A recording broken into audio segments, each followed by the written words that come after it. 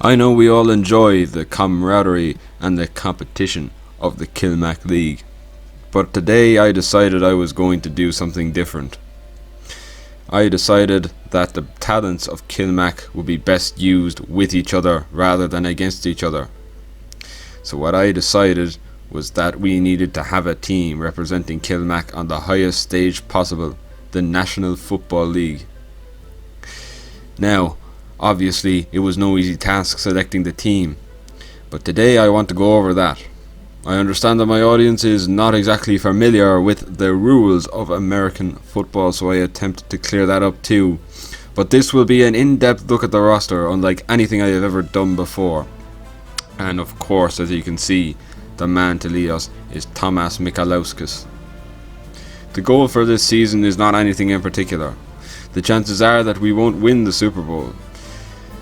I understand the title of the series, but the chances are we won't even make the playoffs. This is going to be a very, very long and arduous season. But we will not even get there if we don't try. We won't even get to the first game, you know what I mean? There is one thing I need to clear up before we start, and that is the name. Obviously, naming an NFL team is no easy task. I had initially gone for Danny's Dynamos, since that was obviously a popular suggestion which had been omitted from the Kilmac League. But I received a better suggestion in a physics class on Thursday. Entering this league will be the Kirwan Dinosaurs. Yeah, that's a cool name. We will have to play as the San Diego Chargers, since that is the closest initials we have.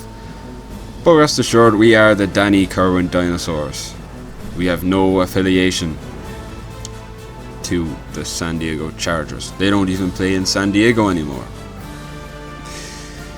This will be played in Madden 17, but that makes no difference since all Madden games are the same. The quarterback is the prime position in the NFL. He is the Governor General of the offense. He makes the calls, he throws the ball, he gets the glory. There is no position with a higher allure to it, but there is also great importance. We must put someone in the quarterback position who can lead the team every single game. If we are to succeed in this league, this is the number one position we need to fill. It was no easy task selecting a quarterback, but I think I found one. As you can see, Josh Ryan is our quarterback.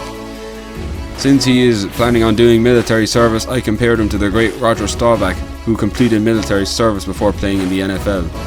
His backup will be Keenan Power, and all I have to say is, let's hope Josh doesn't get injured.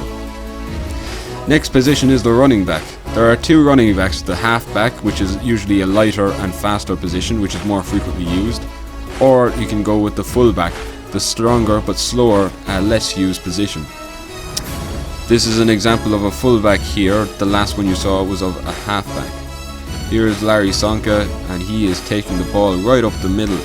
He is shaking off tackles and being generally just a nuisance to the other team. As you can see here though, the halfback can also be a powerful player, as Thurman Thomas shakes some tackles. The halfback, however, is faster and more elusive in general, but I will be going over both positions. Here is one of the greatest plays by a halfback, as Marcus Allen demonstrates his elusiveness during the Super Bowl against the Washington Redskins in I don't know what year. Obviously, you need a good variety. You can't just rely on your quarterback. So I put myself in. We are in good hands. Let's hope Niblob and Blibnob and Mary Sexton are able to keep up, because I won't be able to carry this team. Paul Casey is our fullback though, a secret weapon if I do say so myself. Moving on to the wide receivers. Every good quarterback needs some good wide receivers. If his targets aren't good, then the quarterback will suffer. As you can see, wide receivers are generally quite fast. They shy away from contact, but they can be tall guys too, like Julio Jones of the Atlanta Falcons. Wide receivers can be stars of the game, and so it's important that we select guys who can catch touchdowns. Patrick Morrissey, Sean Power, Caelan Quinn and Tombango Shango Kronk Chapman provide a wide variety of skills on the wide receiving game.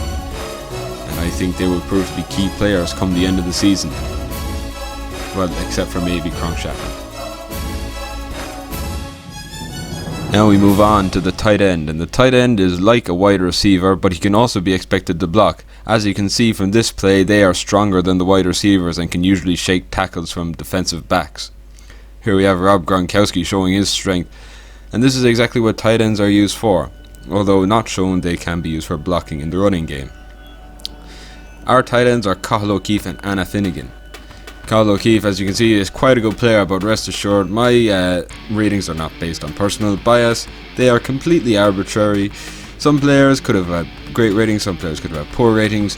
Really, it's all a mix, and I suppose you shouldn't take it personally. But now we move on to the more blocking, and these guys, their whole job is to block the offensive line. There are 5 guys in the offensive line, and as you can see from these plays here, if you look beyond the ball, they are creating space for the running backs and they're protecting their quarterback. These guys have a very important role in any team, so I had to be careful when choosing my guys. Kirwan, Keane, Mick Fitz, Miss E. Shatan, Nathan Krieger, and of course William Walsh. I really couldn't look beyond these guys. There's obviously a lot of backups too. They are very important as well. Now we move on to the defensive side of the ball, and while the offense is trying to score points, the defense is trying to stop the other team from doing the exact same thing. It can be a bit strange, but the defense and offense of any one team are never on the field at the same time. We start with the defensive line, and as you can see here, Calais Campbell is getting in behind the offensive line and stripping the ball from the Minnesota Vikings quarterback.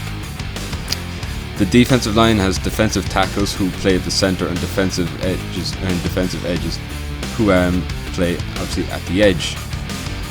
So who was I choosing for my beastly front line? Well, I could only look to John Murray, Louis Gallagher, Bernie Casey, Bart Murphy, Patrick Kiersey, the best of the best. Now we move on to linebackers, and as you can see, Derek Brooks is showing us what a linebacker can do. Linebackers are pretty much expected to do everything. They have to intercept passes, they have to get after the quarterback. They are the most multifunctional athletes on the field, in my opinion. These guys are the cornerstone to any good defense. You look at any good defense in NFL history, they will have had great linebackers such as Ray Lewis here.